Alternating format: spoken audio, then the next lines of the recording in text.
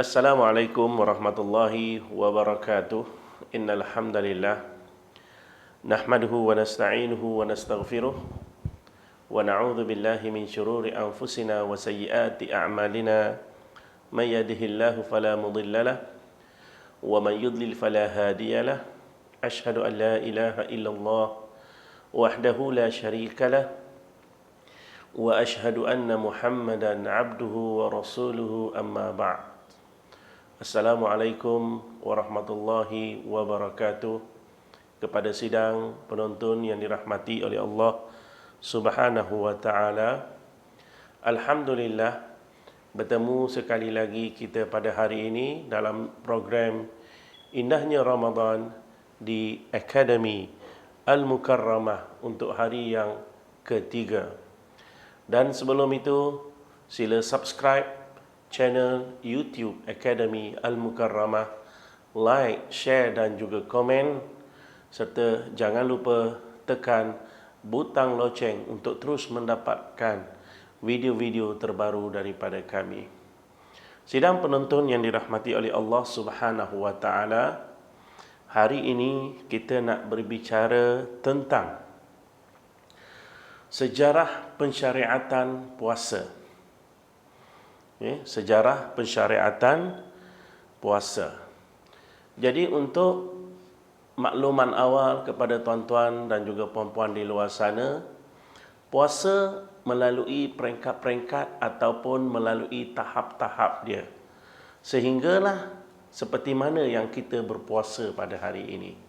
Jadi insya-Allah selepas ini kita akan lihat satu persatu apakah peringkat-peringkat ataupun proses-proses yang telah dilalui oleh puasa ini, sehinggalah kita berpuasa seperti mana hari ini kita berpuasa di bulan Ramadan Al-Mubarak.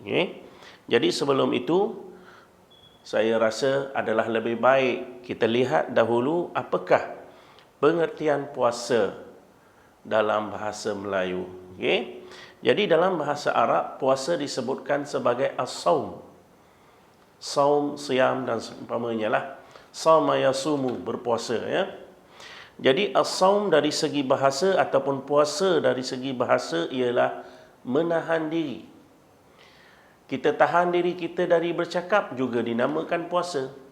Menahan diri daripada makan dan minum pun juga dinamakan puasa. Kita menahan diri daripada bercakap perkara-perkara yang tidak elok pun juga dianggap sebagai puasa. Kita tahan diri kita daripada melakukan apa jua perbuatan pun dinamakan sebagai puasa. Itu maksud puasa dari segi bahasa. Maksudnya kita tahan diri kita. Ini yang disebutkan oleh Allah Subhanahu wa ta'ala dalam menceritakan kisah Maryam. Inni nadhartu lirrahmani sawma falan ukallimal yawma insiya. Jadi apa kata Maryam? Maryam berkata, inni nadhartu lirrahmani sawma. Sesungguhnya aku bernazar untuk Ar-Rahman, iaitu Allah Subhanahu wa ta'ala, sawma. Aku bernazar untuk berpuasa. Apa maksud puasa dalam ayat ini? Dijelaskan pada ayat yang selepasnya itu, apa dia? Falan ukallimal yauma insiya. Aku tidak akan bercakap dengan sesiapa pun. Seseorang pun aku tidak akan bercakap. Maksudnya aku nak duduk diam saja, berkurung dalam satu tempat, aku tidak akan bercakap dengan sesiapa. Ini yang disebutkan as-saum. Perkataan as-saum maksudnya menahan diri daripada bercakap, sebagaimana yang disebutkan oleh Allah Subhanahu wa ta'ala di dalam Al-Quran dalam menceritakan kisah Maryam. Adapun dari segi makna syarak, ini yang paling penting sekali. Dari segi makna syarak ialah kita menahan diri kita daripada makan dan minum. Kita menahan diri daripada makan dan minum. Kita tidak makan dan tidak minum. Dan makan dan minum ini merupakan asas kepada puasa. Itu perkara yang paling penting sekali. Menahan diri daripada makan dan minum, serta perkara-perkara yang membatalkan puasa. Jadi banyak perkara-perkara yang membatalkan puasa. Kita tidak perlu bincangkan untuk hari ini. InsyaAllah akan dibincangkan oleh saudara-saudara saya pada perbincangan yang akan datang. Okey. Menahan diri daripada makan dan minum serta perkara-perkara yang membatalkan puasa. Bila masanya tu? Okey. Bermula daripada terbitnya fajar yang kedua. Bermula terbitnya fajar yang kedua hinggalah terbenamnya matahari pada hari tersebut ma'an niyah berserta dengan niat. Kenapa disebutkan fajar yang kedua? Kerana ada fajar yang pertama. Okey. Jadi pada waktu subuh kita ada dua fajar. Fajar yang pertama dan juga fajar yang kedua. Fajar yang kedua adalah menunjukkan masuknya waktu solat subuh. Okay? Jadi masuknya waktu solat subuh, maka kita dikehendaki menahan diri kita daripada makan dan minum. Okay? Sehingga terbenamnya matahari pada hari tersebut berserta dengan niat. Kalau sekiranya pada hari tersebut kita tidak makan, kita tidak minum, kita tidak melakukan perbuatan-perbuatan yang membatalkan puasa, tetapi kita tidak ada niat puasa. Kita tak berniat pun dalam hati kita untuk berpuasa. Hanya sekadar kita tahan diri kita daripada makan dan minum saja. Maka perbuatan kita itu tidak dianggap sebagai puasa ataupun tidak dianggap sebagai satu ibadah dalam puasa. Ya, mesti disertakan dengan niat. Tuan-tuan sidang penonton yang dirahmati oleh Allah Subhanahu wa taala. Puasa melalui peringkat-peringkat ataupun marhalah-marhalahnya sehinggalah seperti mana kita berpuasa pada hari ini. Dan untuk marhalah pertama yang kita ingin lihat ialah ketika mana peringkat yang pertama ini Rasulullah sallallahu alaihi wasallam hanya berpuasa pada hari Ashura ataupun 10 Muharram setiap tahun. Dan baginda sallallahu alaihi wasallam berpuasa pada 10 Muharram ini ketika zaman Makkah lagi, ketika zaman jahiliyah lagi, ketika baginda sallallahu alaihi wasallam berada di Mekah ketika itu. Dan orang-orang jahiliyah Quraisy pun berpuasa pada hari 10 Muharram ini.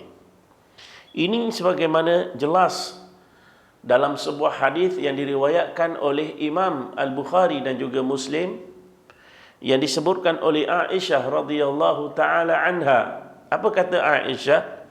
Kanat Quraisyu tasumu Ashura fil jahiliyah. Kata Aisyah, adapun orang-orang Quraisy pada zaman jahiliyah, mereka berpuasa pada hari Ashura ini. Hari Ashura ada pada hari yang ke-10 Muharram. Hari yang ke-10 daripada bulan Muharram.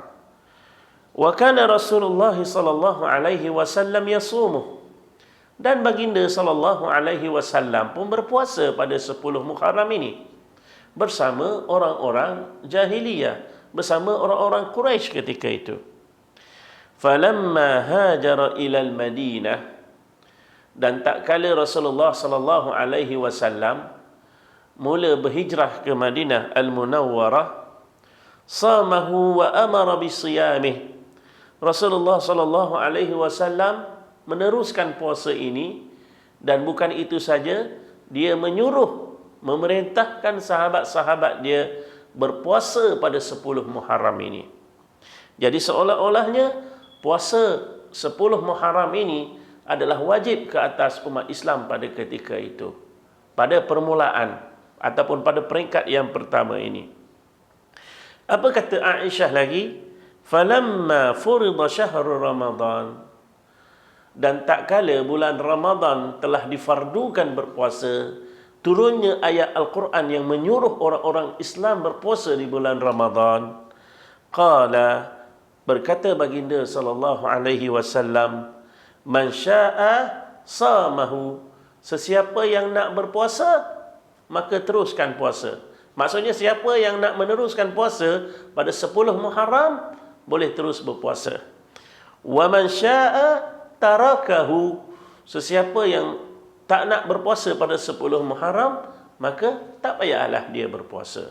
Maksud di sini ialah ketika mana turunnya ayat Al-Quran yang memerintahkan umat Islam berpuasa di bulan Ramadan, maka puasa Ashura sudah jadi pilihan, sama ada nak berpuasa ataupun tak nak berpuasa. Ini adalah peringkat pertama yang dilalui oleh umat Islam, yang mana ketika itu mereka berpuasa pada 10 Muharram. Dan Rasulullah sallallahu alaihi wasallam berpuasa pada 10 Muharram ini bukan sahaja ketika di Madinah, ketika di Mekah lagi baginda sallallahu alaihi wasallam berpuasa, dan orang-orang kafir Quraisy pun berpuasa pada masa itu. Di ketika mana di Makkah Al-Mukarramah. Okey. Dalam sebuah hadis yang lain yang diriwayatkan oleh Imam Al-Bukhari dan juga Muslim daripada Ibnu Abbas radhiyallahu anhu, lamma qadimal Madinah wajadahum yasumuna yawman ya'ni Ashura. Apa kata Ibnu Abbas? Tak kala Rasulullah sallallahu alaihi wasallam tiba di Madinah, Rasulullah mendapati orang Madinah berpuasa pada hari 10 Muharram ini. Okay. Penduduk-penduduk Madinah berpuasa. Pada masa itu mereka belum lagi menerima hidayah Islam sebagai satu agama. Jadi mereka berpuasa pada 10 Muharram mengikut cara agama mereka. Faqalu hadha yaumun azim. Mereka kata apa? Ini adalah hari yang besar, sebab itu kami berpuasa. Wa huwa yaumun najjallahu fihi Musa wa aghraqa ala Fir'aun. Hari ini, hari 10 Muharram ini, Allah Subhanahu wa taala bebaskan, selamatkan Nabi Musa alaihi salam. Dan dalam waktu yang sama, hari ini juga Allah Ta'ala tenggelamkan Fir'aun dan juga penyokong-penyokong dia di laut. Jadi sebagai tanda kesyukuran, Nabi Musa alaihi salam berpuasa, dan kami pun turut berpuasa sebagaimana yang dilakukan oleh Musa alaihi salam. Lalu berkata baginda sallallahu alaihi wasallam, ana aula bi Musa minhum. Kita ini lebih utama berbanding mereka terhadap Musa alaihi salam. Kita semua ni orang-orang Islam, kalau nak dibandingkan dengan orang-orang Yahudi, Bani Israel, kita lebih utama berbanding mereka. Jadi fasamahu wa amara bisiyamih. Rasulullah sallallahu alaihi wasallam berpuasa pada 10 Muharram ini, dan dia memerintahkan para sahabat dia berpuasa pada hari tersebut. Hadis ini sebenarnya tidak ada pertentangan apa-apa dengan hadis yang telah dibacakan sebentar tadi, iaitu daripada Aisyah radhiyallahu taala anha yang menyebutkan bahawa Rasulullah sallallahu alaihi wasallam berpuasa pada 10 Muharram ini ketika di Mekah lagi bersama orang-orang Quraisy pada ketika itu. Kemudian baginda sallallahu alaihi wasallam pergi ke Madinah, berhijrah ke Madinah. Baginda pun dapati perkara yang sama, orang-orang Madinah berpuasa pada 10 Muharram ini. Okay? Dan bukan itu saja, Rasulullah sallallahu alaihi wasallam memberi penekanan dan juga menggalakkan para sahabat dia berpuasa pada 10 Muharram ini, sebagaimana yang diriwayatkan oleh Jabir bin Samurah radhiyallahu anhu qala kana Rasulullah sallallahu alaihi wasallam ya'muru bi shaumi yaumi Ashura. Adalah Rasulullah sallallahu alaihi wasallam memerintahkan kita semua berpuasa pada hari Ashura, wa yahuthuna alaih, dan dia bagi galakan kepada kita untuk berpuasa pada hari tersebut. Wa yata'ahaduna, bukan itu saja, dia sangat mengambil berat supaya kita berpuasa pada hari tersebut. Falamma furida Ramadan, dan tak kala Ramadan difardukan, lam ya'murna, baginda sallallahu alaihi wasallam tidak lagi menyuruh kita semua berpuasa, walam yanhana, dan baginda sallallahu alaihi wasallam tidak lagi melarang untuk kita berpuasa. Maksudnya, pilihan. Apabila datangnya Ramadan, maka puasa pada hari Ashura ini sudah menjadi satu pilihan kepada umat Islam, sama ada hendak berpuasa ataupun tidak. Walam yata'ahadna indah, dan baginda SAW tidak lagi mengambil kepentingan ataupun bersungguh-sungguh menyuruh para sahabatnya berpuasa untuk hari Ashura ini, sebagaimana yang dinyatakan oleh Imam Muslim. Jadi begitulah tuan-tuan, khulasahnya, kesimpulannya ialah pada permulaan Islam, puasa pada hari Ashura adalah diwajibkan, dan Rasulullah SAW berpuasa serta memerintahkan para sahabatnya berpuasa pada hari tersebut. Ayuh kita ke marhalah ataupun peringkat yang kedua. Peringkat yang kedua ialah apabila Allah Subhanahu wa taala turunkan ayat Al-Quranul Karim yang mana Allah Subhanahu wa taala wajibkan kita berpuasa di bulan Ramadan. Tetapi ala sabil ikhtiyar, maksudnya dalam bentuk pilihan. Siapa yang nak berpuasa Ramadan boleh terus puasa. Siapa yang tak nak berpuasa, dia mampu berpuasa tapi dia tak nak berpuasa, maka ketika itu dia boleh membayar fidyah. Apa itu fidyah? Memberi makan kepada seorang miskin satu hari seorang. Satu wajbah, satu hidangan yang orang panggil apa ya? Satu hidangan yang lazimnya dimakan oleh seseorang untuk dia kenyang pada hari tersebut. Itu maksud dia. Okay? Ini adalah peringkat yang kedua. Sebagaimana yang saya telah sebutkan sebentar tadi, tuan-tuan, puan-puan, sidang penonton yang dirahmati oleh Allah Subhanahu wa taala, peringkat yang kedua ini adalah peringkat ikhtiar. Maksudnya ialah kita ada pilihan nak berpuasa ataupun tak nak berpuasa di bulan Ramadan. Okay? Ini adalah sebagaimana yang telah disebutkan oleh Allah Subhanahu wa taala di dalam surah Al-Baqarah ayat 183 dan juga 184. A'udzu billahi minasyaitonir rajim. Ya ayyuhalladzina amanu kutiba 'alaikumus shiyam kama kutiba 'alal ladzina min qablikum la'allakum tattaqun. Allah Subhanahu wa taala sebutkan di sini ialah, wahai orang-orang yang beriman, diwajibkan kepada kamu berpuasa. Okey? Bukan puasa Ashura tadi. Ini dah marhalah yang kedua. Okey, Allah Subhanahu wa taala wajibkan kita berpuasa di bulan Ramadan. Kama kutiba 'alal ladzina min qablikum, sebagaimana diwajibkan berpuasa kepada orang-orang yang sebelum daripada kamu. Siapakah orang-orang yang sebelum daripada kita? Iaitu Ahlul Kitab, Yahudi dan juga Nasrani. Allah Subhanahu wa taala fardukan puasa kepada Yahudi dan Nasrani, sama juga Allah taala fardukan puasa kepada umat Islam. Bagaimana cara orang Yahudi berpuasa? Bagaimana cara orang Yahudi ataupun Nasrani berpuasa? Bukan perbincangan kita pada hari ini. Yang kita nak bincangkan ialah marhalah ataupun peringkat yang kedua ini, apabila Allah Subhanahu wa taala wajibkan puasa kepada umat Islam.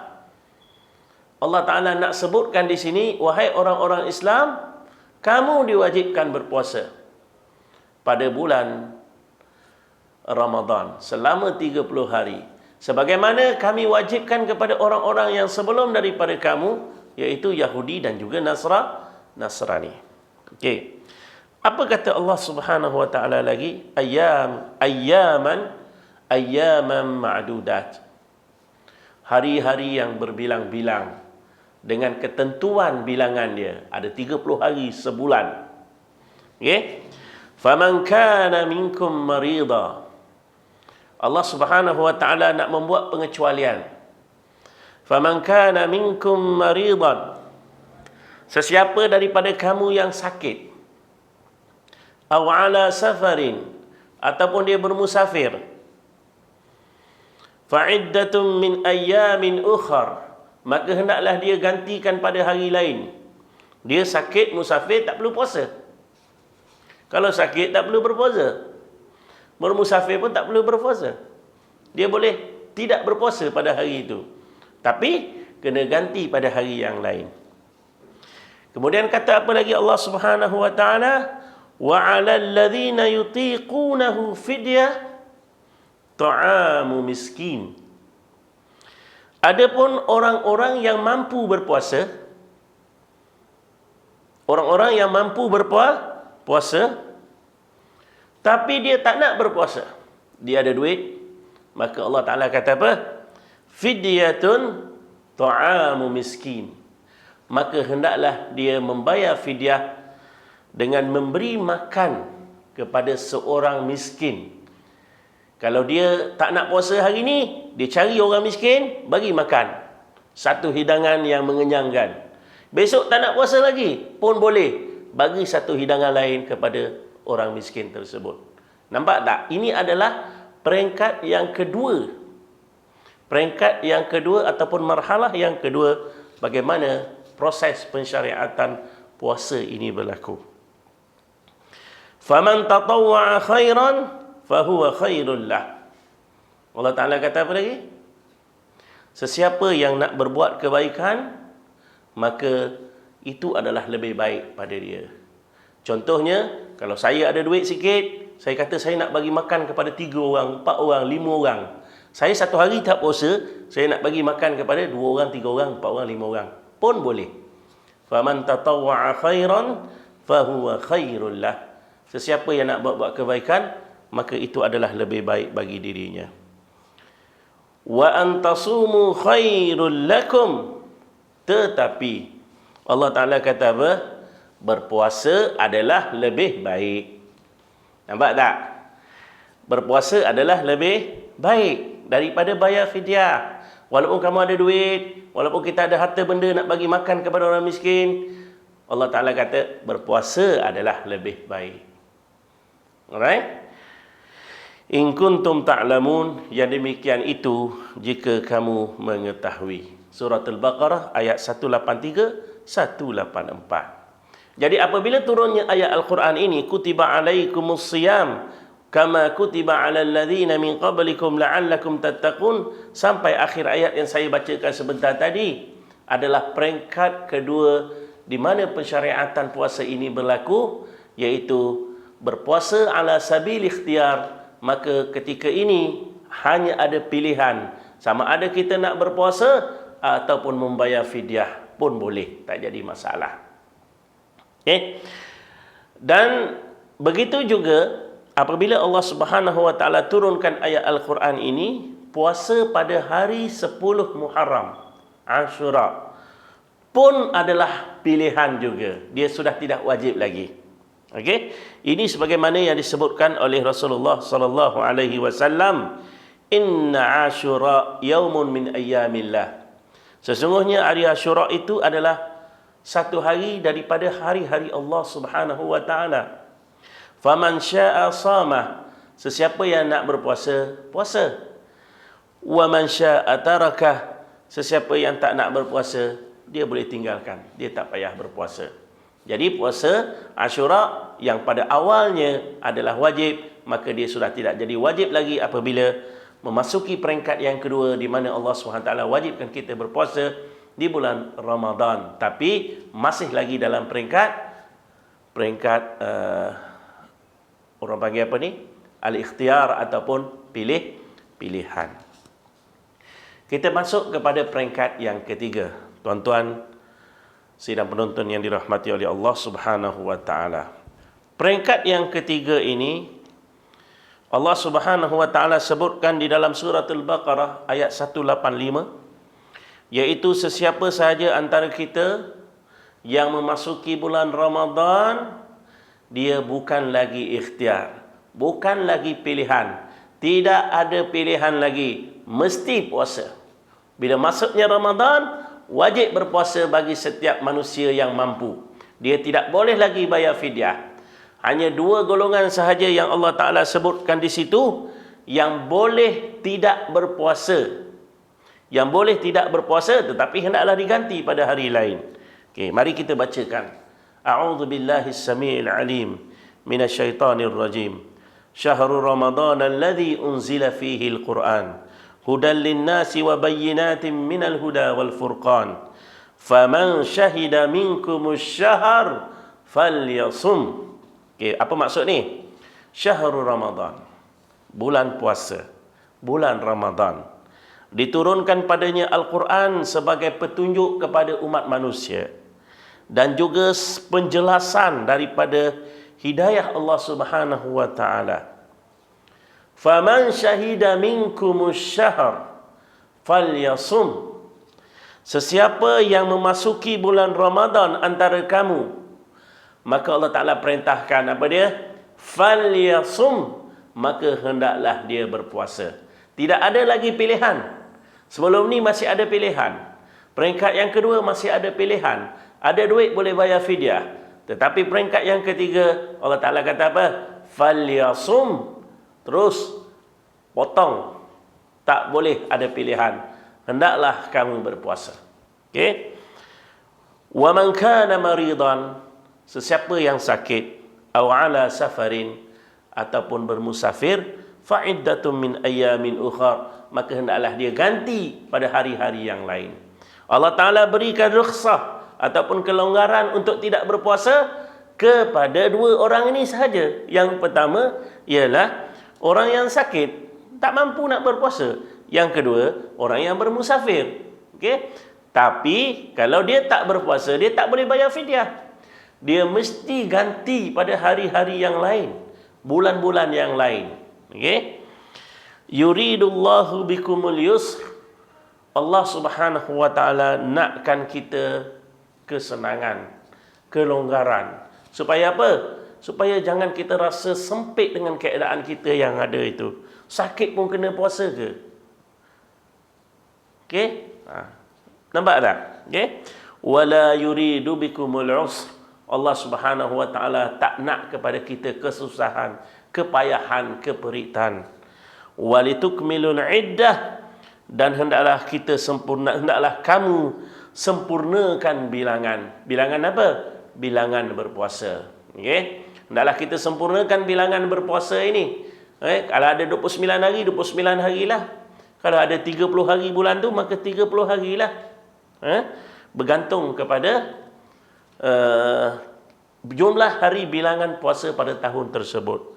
Walitukabbirullah, dan hendaklah kita bertakbir kepada Allah, yakni membesarkan Allah Subhanahu wa taala. Dah habis 30 hari berpuasa, kita bertakbir kepada Allah. Allahu Akbar. Kan kita bertakbir pada hari raya berpuasa kan? Itu maksud dia. Hendaklah kita membesarkan Allah Subhanahu wa taala setelah kita sempurnakan 30 hari berpuasa di bulan Ramadan ini. Ala ma hadakum, atas apa yang Allah Ta'ala berikan hidayah kepada kamu, la'allakum tashkurun, moga-moga kamu bersyukur terhadap nikmat Allah Subhanahu wa taala. Suratul Baqarah ayat 185. Okey. Jadi ini adalah marhalah ataupun peringkat yang ketiga yang dilalui oleh umat Islam, di mana pada peringkat yang ketiga ini kita tidak ada lagi pilihan melainkan berpuasa sahaja, dan kelonggaran ini hanya diberikan kepada orang yang sakit dan orang yang bermusafir sahaja.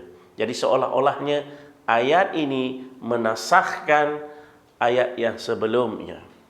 Walaupun begitu tuan-tuan yang dirahmati oleh Allah Subhanahu wa taala, hukum pada peringkat yang kedua ini masih kekal. Untuk siapa? Untuk orang yang sakit tetapi tidak mampu berpuasa. Orang yang sakit yang tidak ada harapan sembuh. Hari ini dia sakit di bulan Ramadan, bulan Syawal pun dia sakit, sampai bila-bila pun dia sakit. Maksudnya tidak ada harapan sembuh. Itu maksudnya. Kalau ada harapan sembuh, boleh tahan lagi lah, insya-Allah kita akan ganti puasa. Tapi sekarang ni tidak ada harapan sembuh. Sampai bila-bila pun dia tak akan mampu ganti puasa. Maka hendaklah dia membayar fidyah. Setiap satu hari, satu kali makan kepada orang miskin. Okey? Begitu juga orang yang umurnya terlalu tua yang tidak mampu berpuasa pun dikendaki membayar fidyah, sebab kalau nak diperintahkan kepadanya ganti pada hari lain, mana mungkin hari ini dia sakit tua, besok dia akan jadi makin muda ke? Tak. Besok dia akan jadi makin tua. Bulan depan akan jadi makin tua. Tahun depan makin tua. Maksudnya makin tak boleh berpuasa. Jadi orang yang sebegini Allah Subhanahu wa taala perintahkan untuk dibayar fidyah kepada diri dia. Maksudnya setiap satu hari hendaklah memberi makan kepada seorang miskin. Kalau nak beri lebih daripada itu yang Allah Taala sebutkan tadi, "Faman tatawwa'a khairan fahuwa khairul lah." Sesiapa yang nak berbuat kebaikan, nak bagi lebih daripada apa yang Allah Taala sebutkan, itu adalah lebih baik pada diri dia. Jadi tuan-tuan sidang penonton yang dirahmati oleh Allah Subhanahu wa taala, inilah sejarah pensyariatan puasa ataupun peringkat-peringkat, marhalah-marhalah yang dilalui oleh umat Islam sehinggalah sebagaimana kita berpuasa pada hari ini di bulan Ramadan Al-Mubarak. Jadi sekadar itu sahaja pertemuan insya-Allah pada hari ini, dan jika diberikan kelapangan dan juga dipanjangkan umur, insya-Allah kita akan bertemu lagi di lain masa dan kita bertasbih kafarah. Subhanakallahumma wa bihamdika asyhadu an la ilaha illa ant astaghfiruka wa atubu ilaih. Assalamualaikum warahmatullahi wabarakatuh.